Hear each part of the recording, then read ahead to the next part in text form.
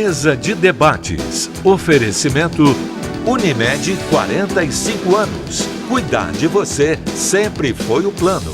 Premium FM, sintonizada no seu bom gosto.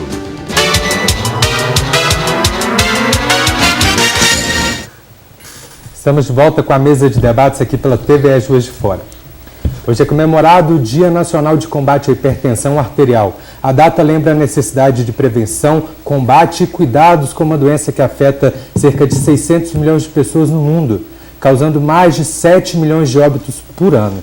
No Brasil, cerca de 32,5% da população com mais de 18 anos convive com a doença. Doutor, os números são assustadores. Assustadores.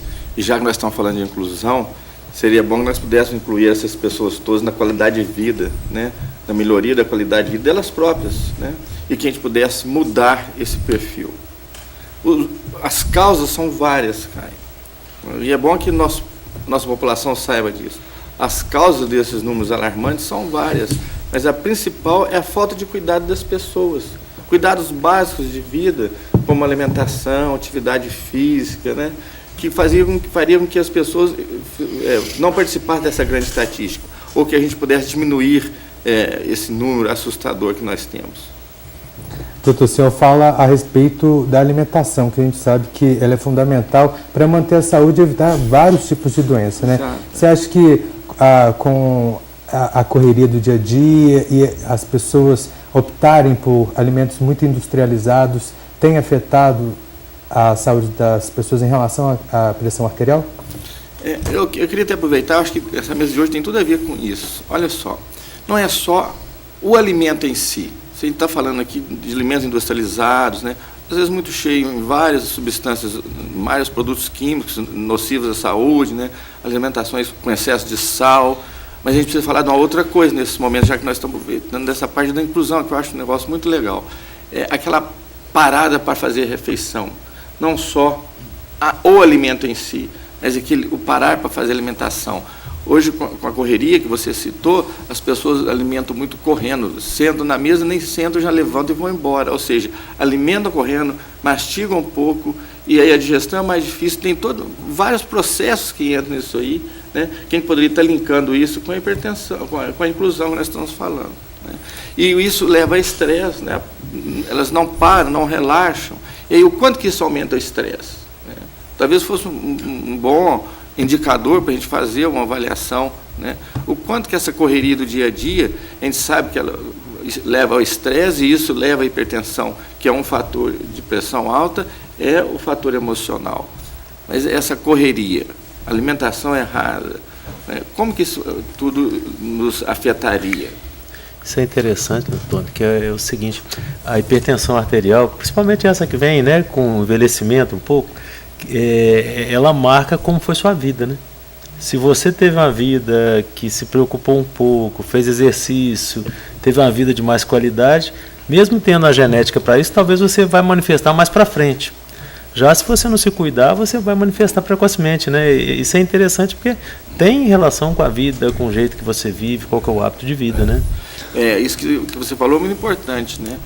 Se você geneticamente está preparado para ser hipertenso um dia, e vamos criar aqui um número, que isso aconteça aos 50, 60 anos, se ela fizer essas prevenções todas que são ditadas pela Sociedade Brasileira de Cardiologia, né, que isso é fruto de trabalhos científicos e não né, apenas ideias, mas de trabalhos importantes feitos a nível do nosso país e no mundo inteiro, né, que ela possa retardar o aparecimento disso. Isso é um fator de prevenção muito importante, né? E retardando o aparecimento, ela vai ter menos tempo para desenvolver as complicações da hipertensão arterial, como o próprio AVC, o derrame, né, que o Carlos vive tanto com isso, que é o fator mais importante que tem de consequência da hipertensão arterial, dos níveis de pressão altos, seria o derrame e o infarto, por exemplo, que elas pudessem não ter isso, né, pudessem fazer prevenção para que sua qualidade de vida seja melhor,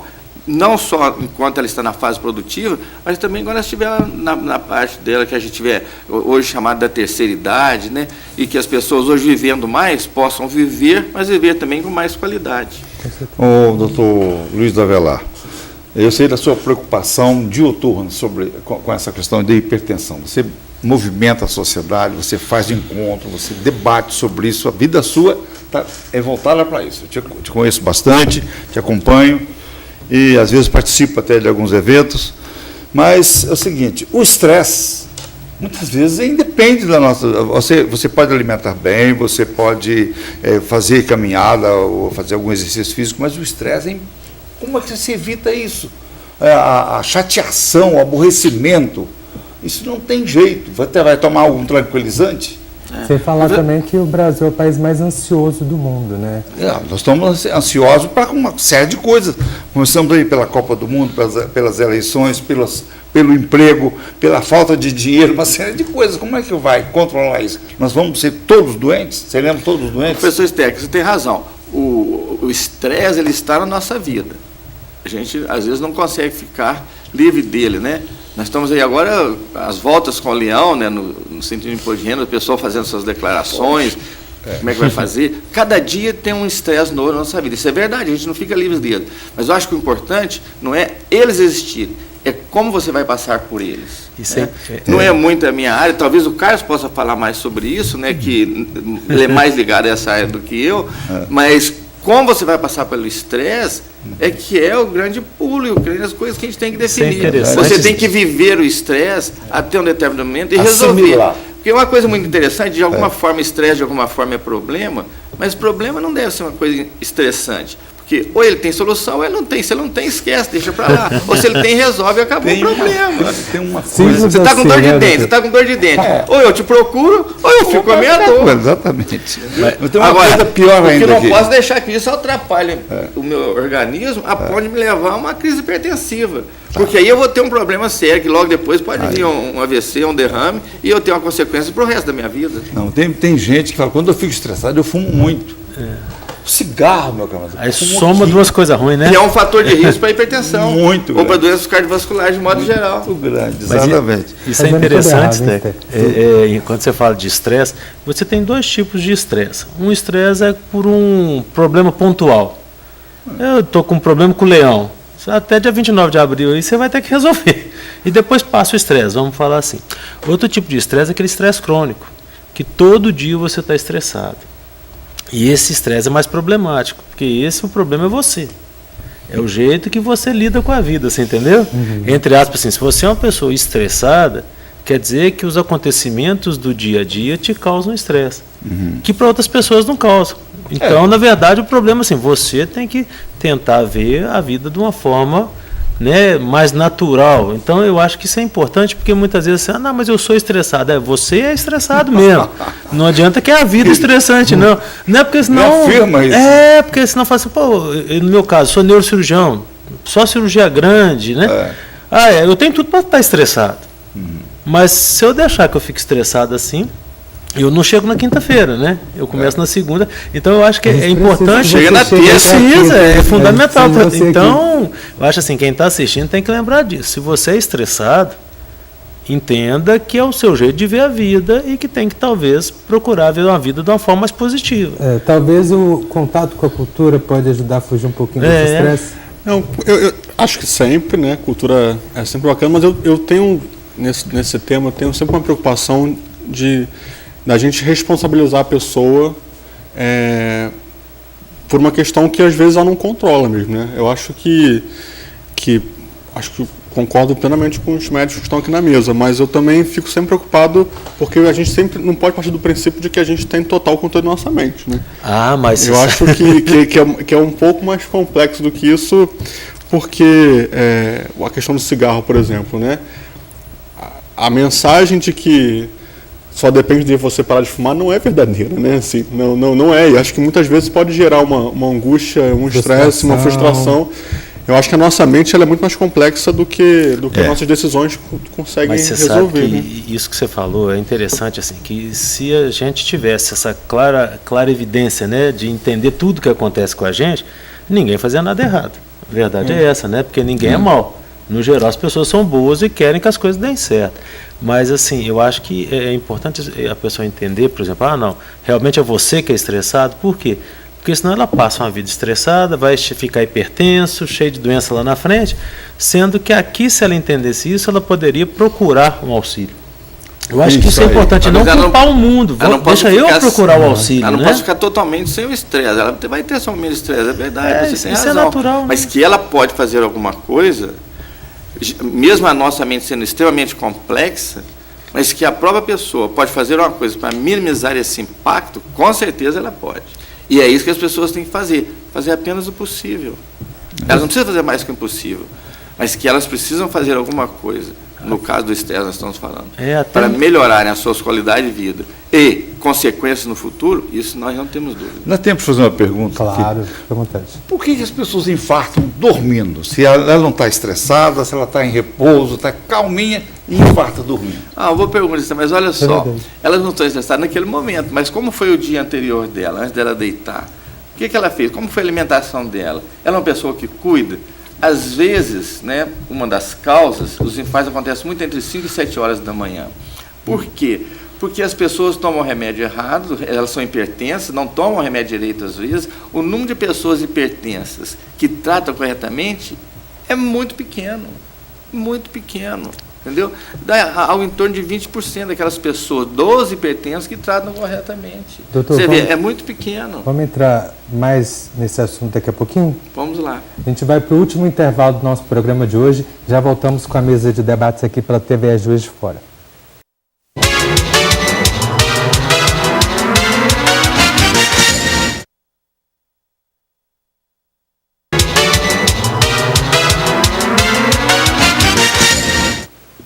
Já chegamos ao último bloco do nosso programa de hoje. Infelizmente o programa está passando rapidinho, né? Doutor, eu interrompi o senhor no final do último bloco.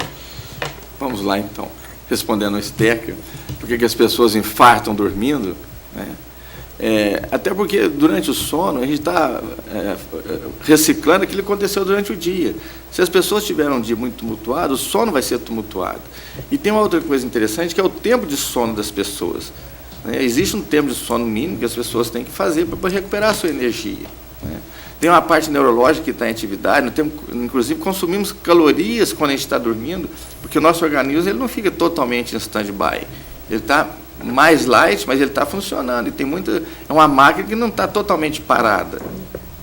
E aí, né, as pessoas, por exemplo, aquelas que tomam remédio, eu estava exatamente falando isso quando fomos interrompidos, por necessidade do programa.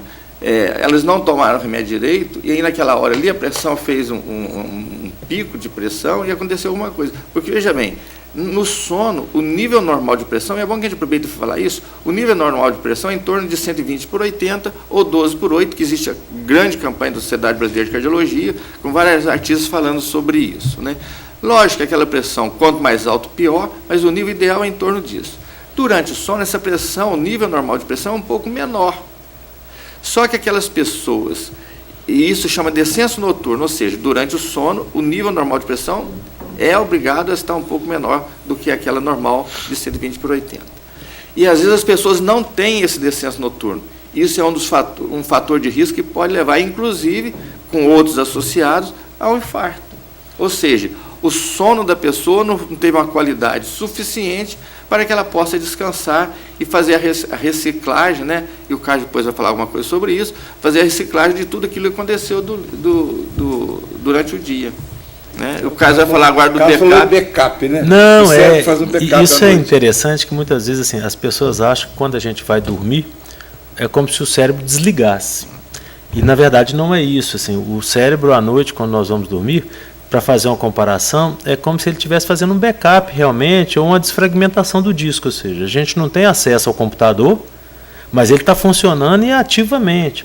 Então, nós, na verdade, o nosso cérebro está muito ativo, e isso repercute muitas vezes em algumas fases do sono no corpo. Então, a pressão flutua em algumas vezes, né? A gente pode ter alguns movimentos, então, dormir não é assim um liga e desliga, não. O nosso cérebro continua funcionando, ele só não está aberto para ser acessível, né, acessável no ambiente.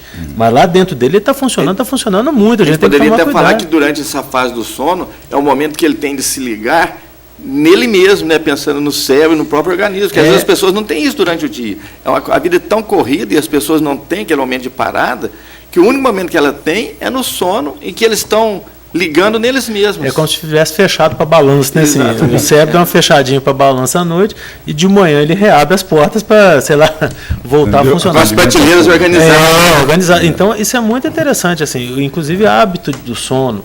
Eu tenho um menino de 10 anos que ele está jogando PlayStation agora antes de dormir. Outro dia eu expliquei para ele, você não pode fazer isso, você tem que ir para o PlayStation, dar uns 15, 20 minutos, depois você vai dormir, porque você está naquela adrenalina lá jogando. Vai dormir, o seu sono vai ser ruim, isso é hábito de sono. Vamos parar de assistir futebol à noite também. Dependendo do seu time, Esteca, não dá não. Dependendo do seu time, você vai melhorar seu estresse. É muito nervoso quando o meu time está em apuro. Então você vai melhorar seu estresse. Você poderia me explicar as principais diferenças entre a pressão baixa e a pressão alta?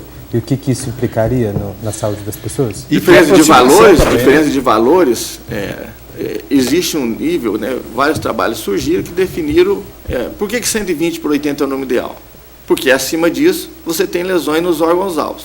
Que são órgãos alvos? São aqueles órgãos, não é porque são mais importantes, mas são os alvos. São coração, cérebro, rim, fígado, né, e o próprio organismo. Né, então, acima disso já começa a dar lesão nos órgãos. Então, por isso que esse número é um número dito como normal, 120 por 80. Acima disso, lógico, quanto mais alto, eu já até disse isso, mais a possibilidade de lesão nesses tais órgãos-alvos acontece. Lembrando que eu já falei que a principal delas seria o AVC, que é o derrame, que as pessoas já conhecem mais com esse nome, e o próprio infarto, que é a lesão no órgão-alvo, falando de cérebro e coração. Né? Então, esses seriam os valores normais. A pressão baixa, como você disse, né, não existe um número, assim, a partir de quando, descendo o número da pressão, que ela é considerada baixa. Não existe isso. O que existe é o seguinte, quanto mais baixa a pressão, e é importante que todas as pessoas, eu estou tentando olhar diretamente para cada um que está nos ouvindo, entendam isso. Quanto mais baixo, melhor, desde que ela consiga realizar as suas atividades laborais do dia a dia sem ter problema. Se aquele nível de pressão, para mim, está ótimo, mas nosso professor que está aqui do lado, o professor Esteca, se para ele deixa ele um pouco tonto, ele não consegue fazer sua atividade, porque não anda direito, porque ele às vezes fica tonto e tropeça, para ele aquele mesmo valor de pressão não é boa. Então, para ele, aquela pressão, pelo que nós estamos falando, é considerada baixa. E para outra pessoa que com o mesmo valor consiga executar as suas tarefas, é uma pressão normal. Então, esse é o primeiro ponto. Pressão dita 120 por 80, acima disso já é alta. Quanto mais alto, pior. Né? É tolerável até um 14 por 9, por aí, mas acima disso tem que tomar alguma providência. Não pode deixar quando estiver muito mais alto. Pressão baixa não tem. E as consequências, que foi a segunda parte da sua pergunta, dessa pressão alta, são as várias lesões que podem acontecer nos órgãos-alvo, até lesões simples, por uma simples parestesia, uma dormência das mãos, até mesmo, como nós já dissemos, eu estou falando várias vezes para as pessoas guardarem mesmo, os AVCs, ou os derrames e os infartos, que são as consequências talvez piores de uma crise hipertensiva. Na medição, a aferição de pressão arterial, quando esses valores estão mais próximos, aí isso é pior ainda. Isso é muito mito, não existe muito isso não. Tem pessoas que têm pressão mais divergente e pressão mais convergente. Porque vai chegar muito próxima da outra, vai encontrar. Isso não existe, porque existe duas pressões. Existe a pressão máxima, no caso da normal 120, e a pressão mínima, chamada também de diastólica, de 80. Né? Elas têm uma variação, elas podem ficar um pouco mais convergentes, mas um pouco mais divergentes. Agora, elas serem iguais, isso não existe. Isso é interessante, Steca, porque o coração ele é uma bomba pulsátil. Ele dá pressão alta, a sistólica e a diastólica. Então, ele sempre vai ter. Se teoricamente ficasse igual, seria uma bomba contínua, que continuaria circulando sangue, mas isso nunca vai acontecer porque é pulsátil. Mas isso é interessante quando a gente fala de pressão arterial, porque é uma coisa muito séria, né? A gente vê assim, os hipertensos eles têm chance de ter muito mais complicações de doenças do que os não. Então, acho que a pessoa se preocupar com isso ajuda muito, por exemplo. Eu lido muito com aneurisma cerebral, que é assim, a ênfase minha de tratamento, né? Sou subespecializado nisso e tudo mais. Um paciente que a gente opta por não operar o aneurisma dele. Se ele tem de chance de romper, se ele for hipertenso, ele passa a ter 1,4 Ou seja, é 40% de aumento, né? Então, isso realmente, ao longo dos anos, aumentaria muito o risco dele. Então, a gente é obrigado a orientar, assim, ó, realmente controle sua pressão, porque não dá para tolerar. Então, eu acho que isso é a ideia, porque às vezes as pessoas têm medo assim, não é aquela pressão que vai estourar, né? É que ela seria muito alta, mas essa pressão que fica o tempo todo um pouco alta, né, Luiz? Ela vai minando o organismo. E quando começa a dar sintoma, que já está ruim. Eu comparo assim, quando você tem uma casa, que a casa passa água limpa ou passa água suja nos canos. Quando você começar a ver que o cano está entupindo de água suja, na verdade não é só naquele lugar que entupiu, não, os canos já estão todos ruins. Então, ou seja, a gente tem que tentar deixar a água limpa nos nossos canos, né? Mais ou menos. Que nunca vai ser 100%, porque isso faz parte do envelhecimento. Mas eu acho que as pessoas, isso ajudaria muito, até do ponto de vista de saúde pública, que é uma coisa assim, existe um custo relacionado à hipertensão. Esse custo, se você multiplicar pela população do Brasil, 207 milhões de pessoas, você imagina o que não é esse custo das pessoas, entre aspas, assim, não terem um pouco de preocupação com a saúde, com uma qualidade de vida interessante, né? Eu acho que isso faz parte, até quando a gente fala de cidadania, a pessoa se comprometer com o todo, né? Faz o custo do dinheiro, mas ele tem um custo que é o custo social disso. Que é enorme, né? A pessoa, né? A gente está falando de inclusão hoje, por isso que eu disse, foi tudo a ver essa mesa, muito bom, gostei muito. Você está falando de um custo social. Aquela pessoa, ela passa a ser um deficiente, porque ela vai andar mal, porque ela teve a sua lesão lá, que não vai... Ela vai pensar pior, porque ela não consegue acompanhar os raciocínios, né? Então, numa peça de teatro, se não tiver alguma coisa de inclusão, ela não vai conseguir acompanhar. Então, o custo social é muito maior que o custo financeiro quando a gente fala em hipertensão arterial, porque o número de pessoas hipertensas é muito grande, é mais da metade da população. E se a gente pensar em hipertensos e diabéticos, isso aumenta muito mais. No caso dos aneurismas, que o Carlos citou, a possibilidade dele passa muito acima de 1,4, porque os diabéticos já têm fragilidade capilar e aí a hipertensão, estando muito alta, né? O nível tensional estando muito alto, a possibilidade de um rompimento ou de uma dilatação, de um caso de não ter rompimento ainda é muito maior. E até em tudo na vida, esse mês então é um mês de combate também aos acidentes de trabalho. Aquelas pessoas hipertensas, não é que eles vão ter mais acidentes, não é por culpa deles, é porque eles começam a ter mais dificuldade de pensar, mais dificuldade de raciocínio. E quando você raciocina menos, você tem mais risco de acidente, não só dentro de casa, mas também no seu trabalho. Então a hipertensão, o custo social da hipertensão, ou dos níveis tensionais elevados, é extremamente alto, porque as consequências são, no dia a dia, muito grandes. Vai ter uma questão de custo, né, que envolve também pessoas com deficiência na área de saúde. Eu não sei sobre hipertensão, mas pessoas com deficiência têm mais incidências de STIs, por exemplo, do que pessoas que não têm deficiência, porque elas não compreendem, não têm acesso à informação das campanhas de prevenção. Então, quando a gente fala em custo da acessibilidade, por exemplo, as consequências disso para posteriores são maiores do que quando a gente resolve não garantir acesso à informação para as pessoas, né? Por isso que essas datas comemorativas são tão importantes, né? Que elas vão enfatizar naquele dia ou naquela semana ou até mesmo no mês essas questões. Doutor, a gente está quase terminando. Eu queria saber se vocês vão fazer alguma iniciativa na cidade para levar, né, essa informação à população, para estar mais perto da população. O ano passado nós fizemos uma iniciativa na Universidade Federal. Esse ano não tem nenhuma iniciativa programada, por vários fatores, né, até pelo fator custo, né, mas infelizmente uma coisa pontual da Sociedade Brasileira de Cardiologia, esse ano na sociedade não, que foram definidas outras cidades para que fosse, porque não dá para fazer em todas as cidades do Brasil ao mesmo tempo. Nós tivemos a satisfação de conseguir o ano passado, esse ano a gente não conseguiu.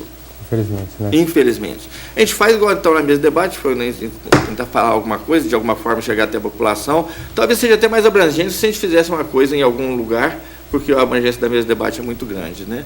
E os vários setores que lidam com hipertensão, de alguma forma, estão fazendo trabalhos menores, mas também de suma importância nas várias regiões da cidade. Obrigado, doutor. Eu que agradeço. Nosso programa está chegando ao fim. Gostaria de agradecer a sua companhia. Pessoal, muito obrigado por toda a informação que vocês trouxeram, pela iniciativa de vocês. Parabéns pelo trabalho, parabéns pela peça. Talvez eu apareça lá às 3 horas. Está convidado. Tentando uma vaguinha. Debatedores, até semana que vem? Até semana que vem. Abraço, parabéns. Ótimas perguntas hoje, hein, Esther? Gostei de ver. Obrigado.